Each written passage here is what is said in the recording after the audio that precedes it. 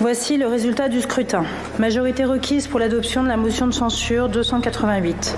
Pour l'adoption 331. La majorité requise étant atteinte, la première motion de censure est adoptée. Je me suis dit que l'inconséquence du président de la République était inquiétante. Je demande maintenant au président de la République de prendre ses responsabilités et de me nommer Premier ministre. Nous avons des contacts les uns et les autres et nous discutons non seulement avec des gens du bloc central, mais aussi avec nos partenaires de gauche pour obtenir des concessions qui permettent aux gens de comprendre qu'ils ont été protégés, considérés. Nous, on va être clair, déjà rien que le fait que les Républicains soient autour de la table est pour nous un problème.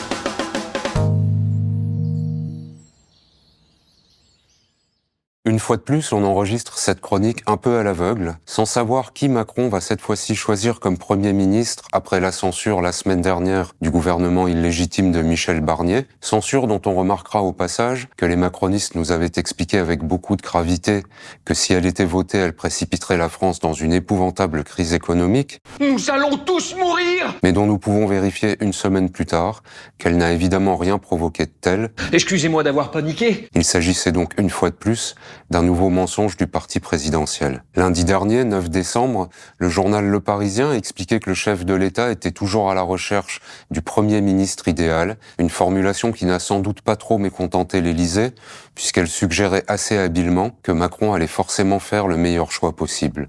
Il nous faut un Premier ministre là maintenant, non ? Premier ministre. Allez hop. Ce même journal indiquait aussi que ce Premier ministre pourrait être une Première ministre et citait le nom de la très droitière ex-ministre Catherine Vautrin, en précisant qu'elle était notamment soutenue par Nicolas Sarkozy, comme si le patronage d'un ex-président condamné pour corruption et pour financement illégal de sa campagne électorale de 2012 pouvait constituer un atout. Le fait est que s'il était véritablement respectueux de la démocratie et de la République dont il prétend toujours être le garant et le protecteur, c'est effectivement une Première ministre que Macron devrait nommer. Son nom nous est parfaitement connu, il s'agit bien sûr de Lucie Castet, proposée pour ce poste au mois de juillet dernier par le nouveau Front Populaire, la coalition de gauche réunissant la France Insoumise, le Parti Socialiste, les écologistes et le Parti Communiste, qui venait de remporter le second tour des élections législatives. Je me suis dit que l'inconséquence du président de la République était inquiétante, le déni de démocratie en refusant d'appeler la formation politique qui est arrivée en tête aux élections est grave, dans un contexte où les Français se sont mobilisés massivement pour faire barrage au Rassemblement national. Le moment est grave, mais je pense qu'un espoir est levé. Je suis prête, nous sommes prêts. Je demande maintenant au président de la République de prendre ses responsabilités et de me nommer Premier ministre. On se rappelle que Macron, après s'être personnellement assuré que l'extrême droite lui apporterait son soutien dans ce braquage électoral en bonne et due forme, avait alors préféré confisquer le résultat de ce scrutin pour nommer Michel Barnier à Matignon. Et on se rappelle qu'il avait justifié ce coup de force contre la démocratie en arguant du fait que le nouveau Front Populaire ne disposait que d'une majorité relative à l'Assemblée nationale, que Lucie Castet serait donc très vite censurée et qu'il était donc absurde de vouloir la nommer Première ministre. Pour bien mesurer l'inanité et l'indignité de ce raisonnement, il faut se rappeler aussi que Michel Barnier, dont le parti avait fait un score tout à fait minable aux législatives, n'avait pas lui non plus de majorité absolue, et que ce n'est que parce que Macron s'était personnellement assuré que l'extrême droite ne le censurerait pas immédiatement qu'il a pu s'installer à Matignon. Barnier a donc passé les 91 jours de son très éphémère mandat de Premier ministre à donner des gages à ses parrains du Rassemblement national, en confiant notamment le ministère de l'Intérieur à Bruno Retailleau, dont le député Éric Ciotti avait très justement remarqué qu'il tenait le même discours que l'extrême droite. Fin de citation. Cette extraordinaire servilité n'a cependant pas suffi, et la motion de censure déposée la semaine dernière par la gauche a finalement été adoptée, grâce aux voix notamment du Rassemblement national. Voici le résultat du scrutin. Majorité requise pour l'adoption de la motion de censure 288. Pour l'adoption 331. La majorité requise étant atteinte, la première motion de censure est adoptée. Il n'y a pas lieu de mettre aux voix la seconde motion. Les conclusions de la commission mixte paritaire sur le projet de loi de financement de la sécurité sociale pour 2025 sont donc considérées comme rejetées. Pour Macron, ce renversement du gouvernement Barnier constitue évidemment un nouveau désaveu, tout à fait cinglant, le troisième donc, en moins de 7 mois, après ses cuisants échecs aux élections européennes puis législatives. Mais le chef de l'État pouvait évidemment profiter de la seconde chance qui lui était ainsi offerte de respecter enfin le résultat du second tour de ces législatives, remporté, répétons-le encore une fois, par le nouveau Front populaire. Et il pouvait enfin nommer la première ministre désignée par cette coalition des principaux partis de gauche. Est-ce que c'est ce qu'il a fait ? Bien sûr que non. Entre vendredi et lundi dernier, Macron a reçu à l'Élysée des représentants de 3 des 4 partis composant le nouveau Front populaire, le Parti socialiste, les écologistes et le Parti communiste.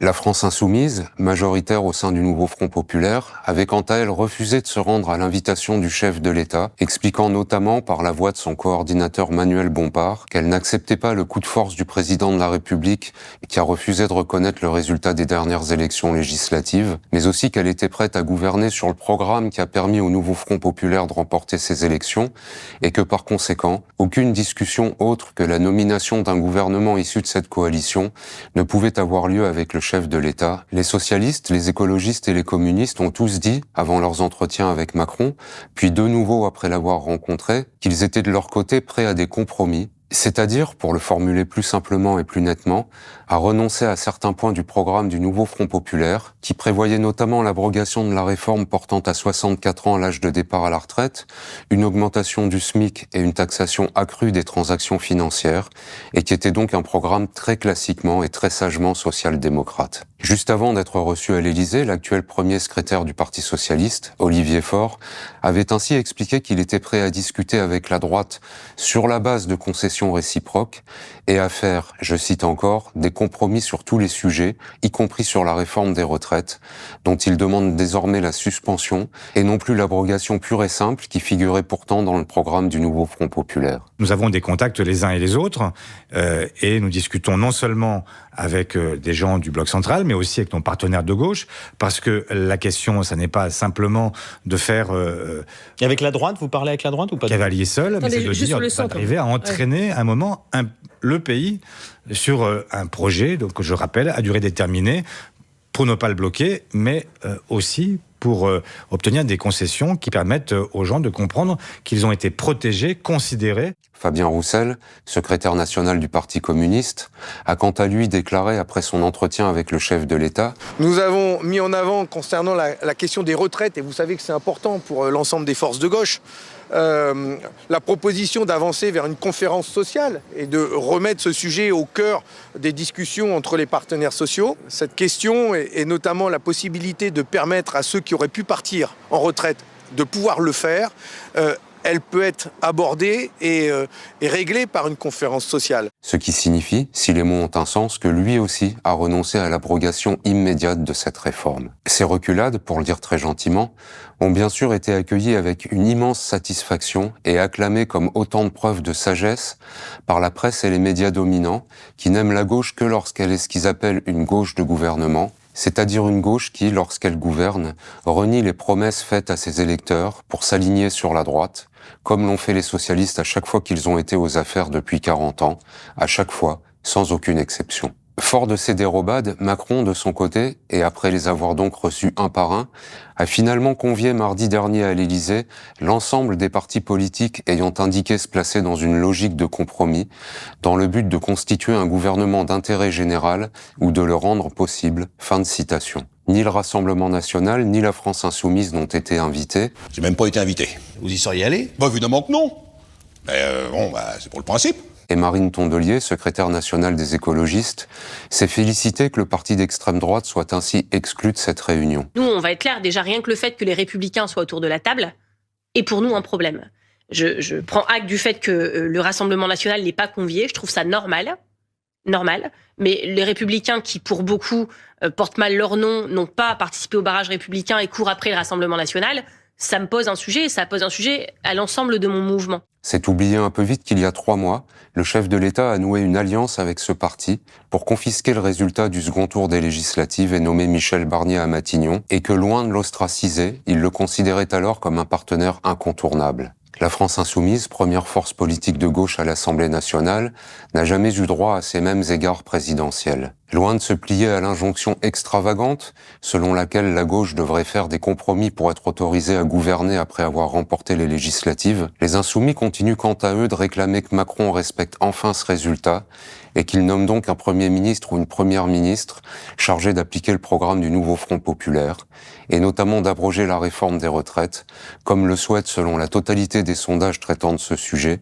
une écrasante majorité de Français. C'est en somme ce respect de la parole donnée aux électeurs que le chef de l'État présente finalement comme une anomalie lorsqu'il suggère que les insoumis seraient nuisibles à l'intérêt général. Et en adhérant au burlesque récit selon lequel il serait nécessaire de faire des compromis avec une droite qui, de son côté, n'en fait bien sûr jamais aucun, les socialistes, les communistes et les écologistes signifient très clairement qu'ils ne se sentent pas le moins du monde tenus par les engagements de campagne qui leur ont permis d'être élus au mois de juillet dernier, et qu'ils sont donc tout à fait disposés à trahir leurs électorats. C'est ce mépris qui alimente le dégoût toujours plus profond qu'éprouvent toujours plus de Français à l'égard de leur classe politique, et c'est ce dégoût qui nourrit à son tour le vote en faveur de l'extrême droite, qui a donc tout à gagner, une fois de plus, aux manœuvres du chef de l'État. Finalement, et sans surprise, les compromis, une fois encore, sont par conséquent des compromissions.